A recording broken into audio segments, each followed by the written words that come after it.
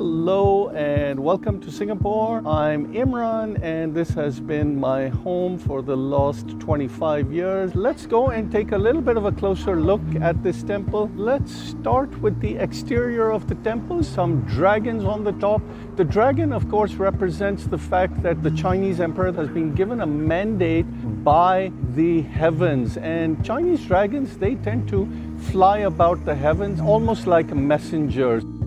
This temple is dedicated to the goddess Mazu, who is the goddess of the seas. Let's understand why she is the main deity inside. It's because about 100 years ago, even longer, this was the original shoreline for Singapore. So this is where people who migrated from southern China, primarily, this is where they would land, and this is where they would come and give thanks for the safe landing. I wish I could show you the main deity, Mazu, but we are not allowed to film there. There are many other deities.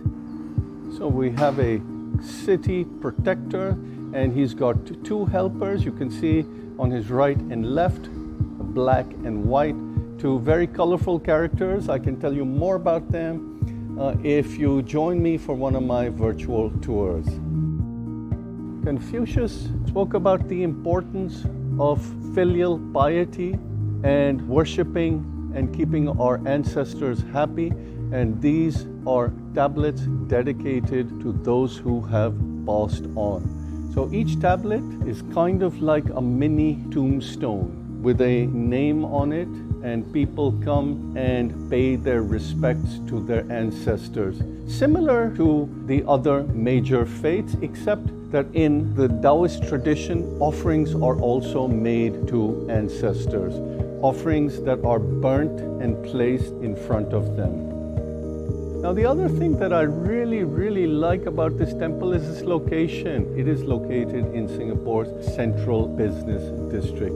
You can see that we are surrounded by high-rise commercial towers. So this temple is kind of like an oasis of peace within the central business district.